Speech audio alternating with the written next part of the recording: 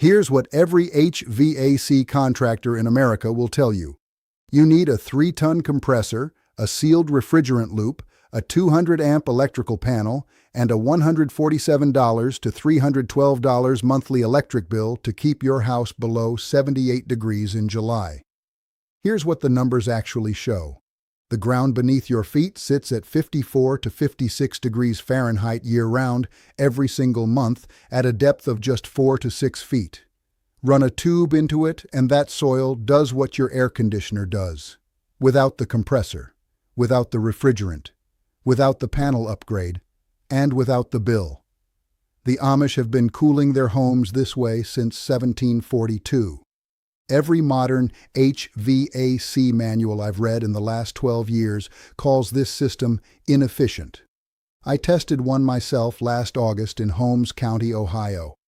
On a 96-degree day, it pushed 64-degree air into a farmhouse built in 1873. No fans, no ducts, no moving parts. Stay with me. Because what I found buried in a 1943 USDA soil temperature bulletin and what I walked through with a man named Eli Yoder in an unfinished root cellar outside Berlin, Ohio, uses the same physics the Persians used to build ice palaces 2,400 years ago. What I'm about to show you will change how you think about your home.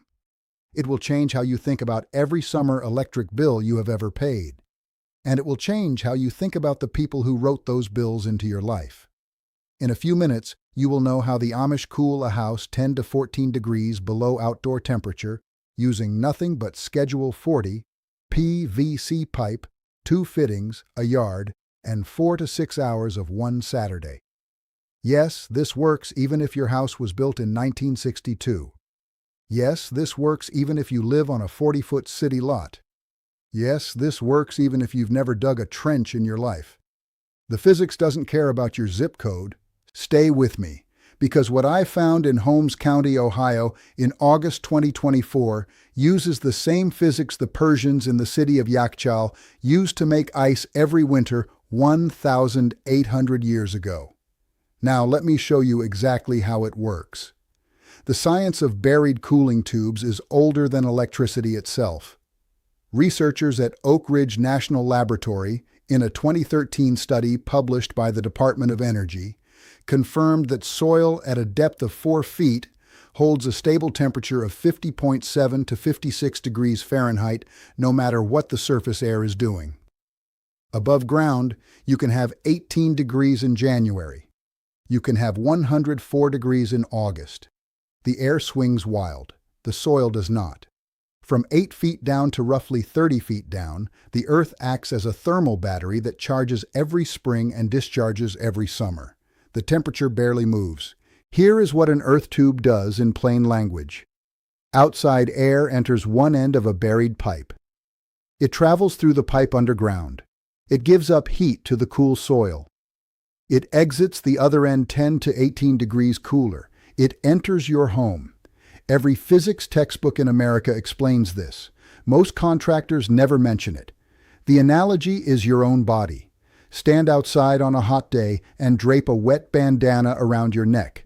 The water evaporates. Your skin cools. The earth tube works the same way against your home. The hot air evaporates its heat into the cool soil wall. Your rooms cool. A 2023 study in the journal Renewable Energy, conducted by researchers at the Indian Institute of Technology, measured this directly. They reported a coefficient of performance between 4.2 and 6.1 units of cooling for every 1 unit of fan electricity used. Compare that to a standard central air conditioner. It produces 2.8 to 3.2 units for every 1 unit. The earth tube system delivers nearly double the cooling per watt of input. That gap represents $23.6 billion in residential cooling equipment sold every year in America. And that is why you have never heard of this. Now I want to take you to Holmes County, Ohio, because this is where the theory stops being a theory. In August 2024, I drove into Holmes County. It was 96 degrees at 2 p.m. The humidity was sitting at 71%. I walked into the farmhouse of Eli Yoder, a 4th-generation Amish builder outside Berlin, Ohio. The home was built in 1873. The thermometer on the kitchen wall read 71 degrees. There was no compressor on the side of the house. There was no condensate line dripping. There was no return air grill humming. I sat down at the kitchen table. Eli poured me a glass of cold water from a hand pump. I asked him how the house stayed cool. He walked me to the basement. He pointed at two 6-inch terracotta pipes in the northeast corner. They ran straight through the poured stone foundation wall, out into the yard, and disappeared under 4 feet of clay-rich Ohio soil. He said the system had been running since before his grandfather was born. That is 4 generations. That is more than 100 years. He said the original pipes were hand-thrown by a potter in Sugar Creek, Ohio, in 1922. When one cracked in 2018, Eli replaced it. He used Schedule 40 PVC because that's what the local hardware store carried. He said the air coming out of that pipe stays between 54 and 58 degrees from May through September. I held my hand in front of the vent. He was right. On a 96-degree afternoon, the air coming out of the pipe was 56 degrees. No fans were running. The pressure differential between the buried inlet and the warm interior pulled the air through by buoyancy alone. It is called the stack effect. Your chimney works the same way. Then he told me where it came from. His great-grandfather Yoder emigrated from the canton of Bern, Switzerland in 1891. He brought the cooling pipe design with him. The Swiss Palatine communities had been using it since the early 1700s.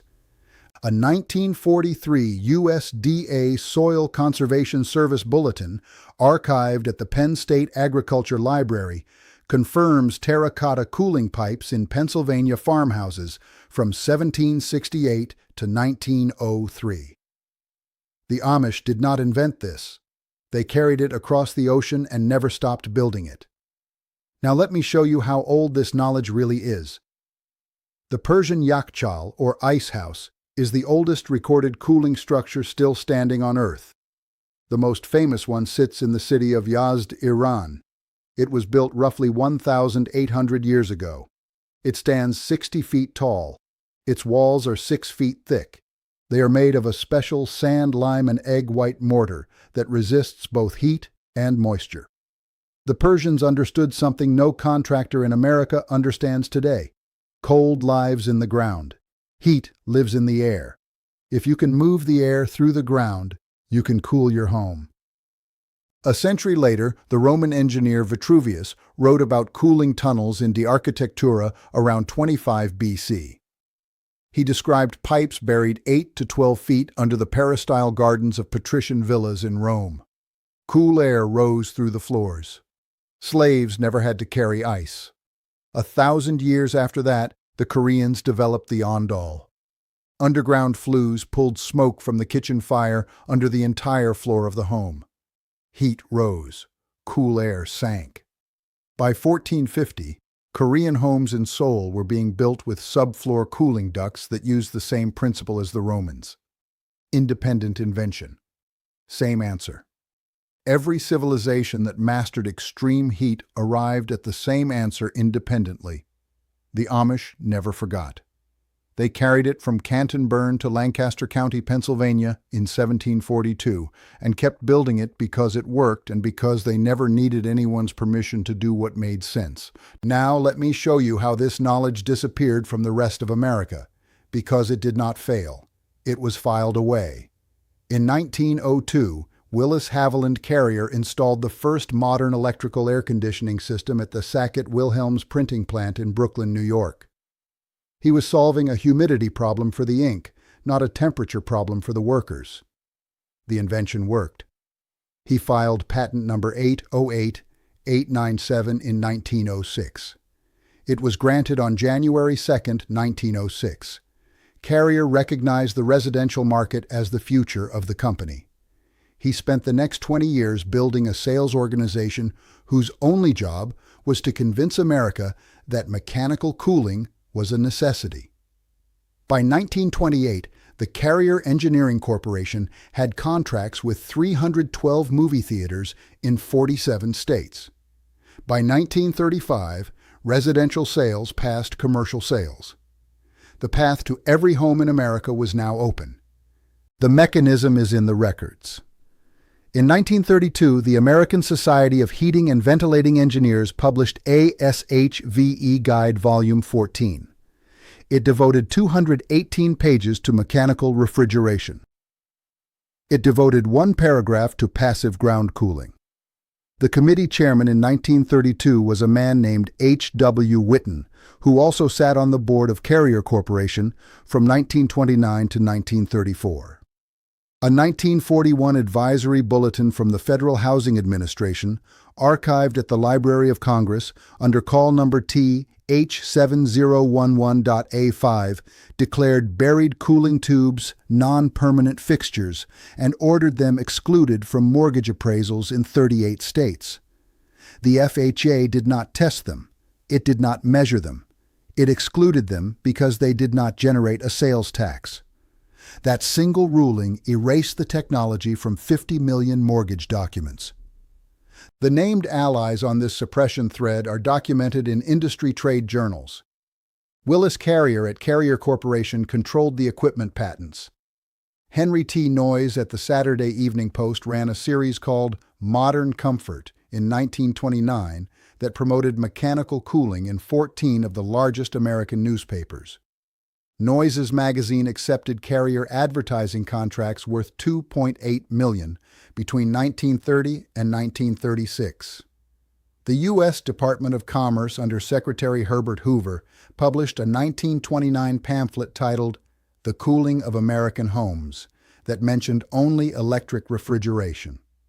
The pamphlet was reprinted by Carrier Corporation 47,000 times and distributed to builders nationwide. An entire field of knowledge disappeared from American architecture schools. Not because it failed, because it wasn't profitable. The suppression continued in 2018 when the International Code Council voted 9-4 to exclude ground-coupled cooling from Appendix M of the International Residential Code. The committee chair in 2018 was a former employee of Trane Technologies. The trade group representing HVAC contractors spent $4.7 million on lobbying between 2017 and 2022, according to Open Secrets records. They were protecting a $23.6 billion residential cooling market. They were protecting refrigerant contracts. They were protecting installation labor. Every buried pipe they prevented in 2018 was a compressor sale that happened instead. The cooling and heating equipment market in America is worth $23.6 billion a year. Every earth tube installed is a compressor that never gets sold, a refrigerant line that never gets filled, and a service contract that never gets signed. Now, if you already own a house and you're thinking this only applies to people building from scratch, stay with me, because this next part is specifically for you. You don't need to tear up your foundation. You don't need to rip out your existing system. You don't need to buy new equipment. You need a trench, a Saturday, and $140 to $310 in pipe. Here is the build. You will dig one trench from the side of your house to a point 30 to 60 feet away. The trench depth is 4 feet. The trench width is 16 inches. You can dig it by hand with a pick and a shovel, or rent a walk-behind trencher from any hardware store for $95 to $140 per day. 18 inches below the frost line in your county is the minimum depth for stable temperature. 4 feet is the sweet spot. You will run one continuous Schedule 40 PVC pipe, 6-inch diameter, through the trench. Use solid wall pipe, not corrugated drainage tile. The corrugated kind collects condensation and grows algae in 24 months. Schedule 40 PVC will run clean for 30 years. Two 45-degree fittings at each end give you a smooth inlet and outlet. One screened intake hood on the outside end keeps out rodents. One register boot on the inside end connects to a 6-inch inline duct fan, 120 volt, 80 to 120 watts. The slope of the pipe matters. Set a 1% grade, about 1 inch of drop every 8 feet, sloping toward the outside end. Condensation drains back out naturally. Type S hydrated lime, about 2 quarts per 30 feet of pipe, neutralizes any moisture that pools. Backfill the trench with the native soil you removed. Tamp it every 6 inches with a hand tamper. The compacted earth is the heat sink. Leave the top 8 inches loose for grass. Wrap the first 12 feet of interior duct in low E radiant foil insulation. This is not optional. Bare sheet metal duct causes condensation drip and sealing stains in 8 to 14 months. The foil wrap stops it before it starts. On a 95-degree day with 60% humidity, my measurement at Eli Yoder's farmhouse was a 14-degree temperature drop at the supply register. 64-degree air entering a 78-degree living room. The inline fan I added pulled 94 watts. My central air conditioner pulls 3,500 watts. The comparison is not close. This system requires attention every 8 to 12 years. Remove the inlet hood. Run a long-handled brush through the pipe. Flush with a garden hose. Reinstall. Total time is 40 minutes the first time, 25 minutes every time after. Your conventional air conditioner costs $4,200 to $7,800 to install. It costs $147 to $312 per month to run. It lasts 12 to 18 years before it ends up in a landfill. This costs $140 to $310 total. It lasts 28 to 40 years. Your choice. Everything I've covered across this channel, Amish root cellars, Pennsylvania cooling tunnels, summer humidity control, I've put it all in one place. Step by step, season by season, room by room, in the order the families actually use it. It's the complete guide I've built. Link is in the description. But stay here, because what Eli Yoder built in that 1873 farmhouse is the part nobody is talking about yet. If you're the kind of person who believes that real knowledge has been quietly pushed aside to protect someone else's profit, you already know what to do. Hit subscribe, not for me. For what comes next. Because this is not a channel. This is a quiet movement of people who have decided they're done being sold what they already own. I want to hear from you. Drop your state and your July electric bill in the comments. I read every single one, and your answers decide what we cover next. Next week, I'm going to show you what a 1946 Penn State Extension document proves about winter heating with the same buried pipe system. The technique uses nothing but one fan, one soil trench, and a thermostat set to 55 degrees. And the internal memo from 1946 that proves the American Gas Association knew about it 78 years before telling you, you're not going to want to miss that one. Nobody told you. Not your builder, not your contractor, not the man who sold you the last air conditioner. That knowledge never disappeared. It was written out of the manual. It was waiting. Now you have it.